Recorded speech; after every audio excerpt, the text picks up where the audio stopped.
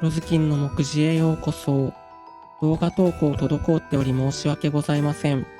6月はマスターデュエルの WCS2024 に注力していました。今一度ゴーストリックの限界に挑戦するとともに、その可能性を見出したく望んだ次第です。今回のお話は実践的かつ応用的な内容ですので、ゴーストリックをこれから触るよという方は、動画説明欄のゴーストリックの教科書上巻からぜひご覧ください。ゴーストリックは僕のチャンネルの看板テーマで、これまで数々の構築を紹介してきました。この情報量は随一で、今回のイベントはその集大成です。また実践的な内容ということで、ゴーストリックの今について忖度なくお伝えする必要もあると思っています。厳しい言葉も出てくると思いますが、そういった好きなテーマの弱さに目をつむることなく、向き合うことも愛の形ですので、ご了承いただければと思います。目次です。3章立てにてお送りします。タイムテーブルは動画説明欄から、チャンネル登録、高評価よろしくお願いします。第1章準ゴーストリック。WCS の予選では主にこちらの準ゴーストリックを使用しました。レベル17までは5割弱くらいの勝率は維持しつつ、問題なく進むことができました。問題は広角線のあるレベル17以降、メインゴーストリックを軸に勇者型、ルーン型、パレード型などトライアンドエラーを繰り返し、早100戦超え。通算成績は35勝70敗。昔の動画でも言っていたと思いますが、勝率 33%、3試合に1回勝てる程度です。レベル19に何度か手が届きそうになりましたが、限られた時間の中、この勝率ではそこが限界でした。環境に詳しく止めどころを熟知している方であれば、もう 2、3% くらいは上がると思いますが、逆に言えばプレイングではほんの数%しか埋められないほどのパワー差があります。そういった事実も踏まえて、構築の紹介に移る前に WCS を通じて感じたことをありのままにお伝えします。改めて準ゴーストリックがどのようなデッキなのかというと、展開、妨害、盤面解決など、デュエルの勝敗を分ける要因を図引きと相手のプレイングに依存するデッキです。今更ですが、先行で能動的に展開する手段を持たないので、初手はセットエンドが基本。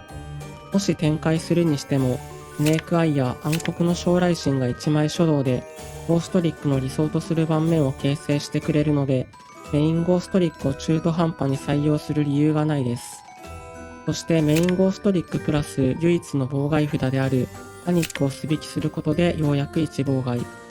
かし低ステータスゆえに裏にしたとしても処理手段に乏しく、開始の相手ターンに反転して再利用されてしまいます。ゴーストリックの初動として人型、キョンシー、セイレーンが存在しますが、レベルがバラバラなためゴーストリックの強みであるエクシーズ展開にもつなげられません。加えてその初動札はいずれも一癖も二癖もあります。キョンシーのサーチ先であるレベル1は単純に弱いですし、人型のエンドジリクルートはリンク召喚で回避され、セイレーンに至ってはプレイヤーの心を病ませます。ロングゲームになりがちで消耗が激しいから、サモンリミッターやセンサー万別で相手のテンポを合わせようにも、モンスターは戦闘で簡単に処理されますし、次のターンにはリトルナイトで盤面が崩壊。ようやく盤面が整い始めて、さあここからと思った矢先に羽やライストでゲームセット。このように順で組むとなると、構築段階において保証できる要素が何もなく、負けの多くが不可抗力であることも、もはや別のゲームをやっている感覚でした。訳あり物件におのずと住み着いてわめいているのは僕の勝手ですので、ゴーストリックのアイデンティティを損なわないガチ構築をこれからも粛々と追い求めるつもりです。ただ、準ゴーストリックという理想の裏側には、こんな現実があるのです。さて、長くなりましたが構築について、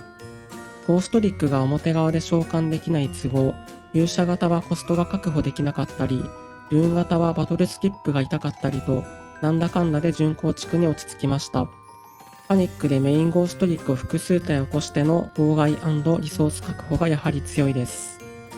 地中海の薬剤を採用することで、フィールド魔法がなくてもゴーストリックを守れたり、裏側にした相手モンスターを展開せずに処理できるようになったり、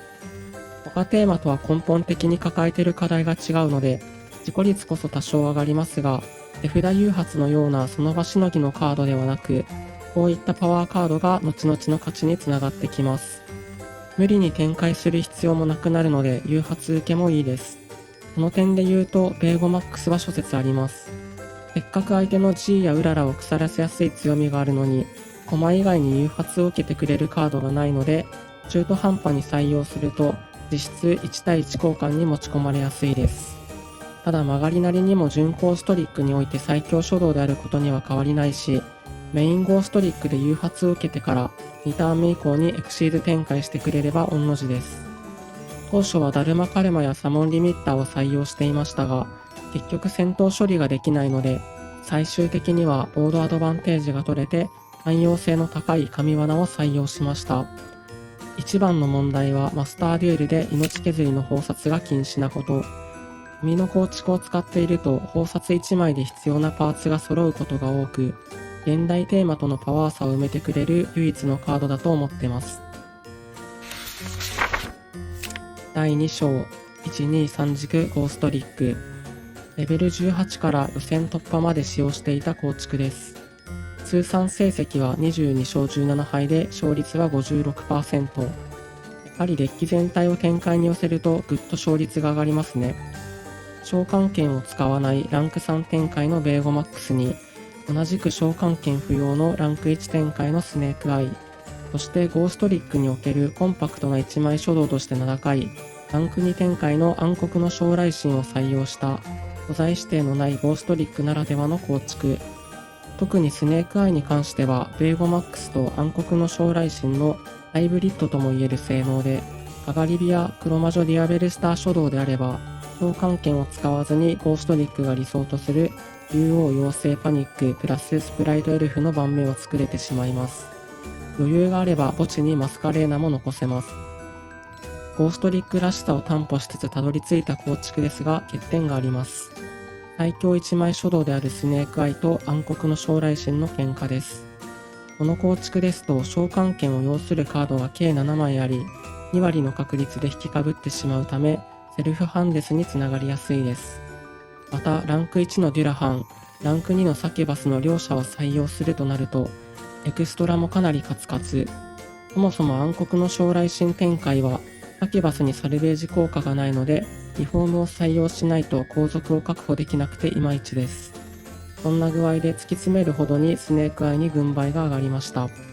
また厳密に言うと暗黒の将来神初動は素早い暗号やそれを落とすためのスプライトスプリンドを採用しないと理想盤面を築けません。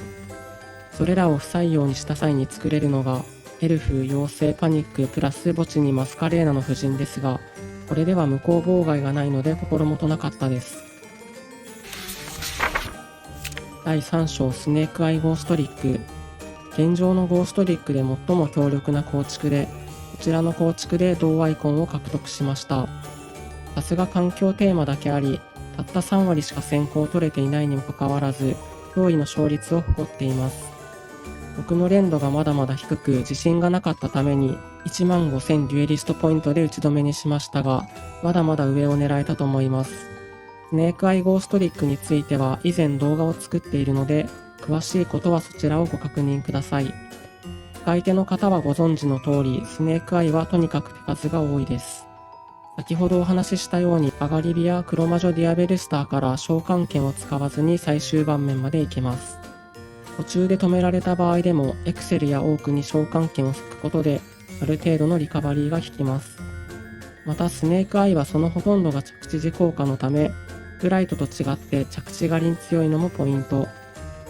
それゆえに高校であっても手数の暴力で押し切れたりします。そして何といっても大聖域アーゼウス。通常のスネークアイと比べるとノイズが多いですし、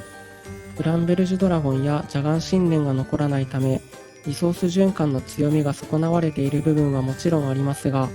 アーゼウスこそがスネークアイゴーストリックの強み。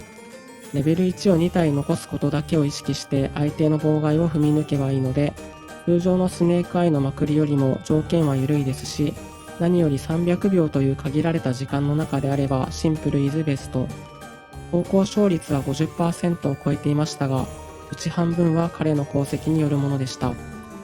エクストラについても1、2、3軸と比べて余裕ができて、支援のトガ姫や揚陸軍艦アンブロエールを採用できたので、2巡目以降も戦いやすくなりました。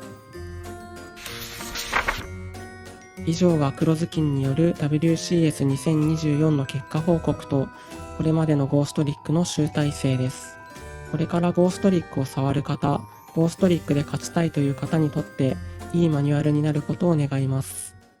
いつか準構築を組めるその日まで一緒にいよう。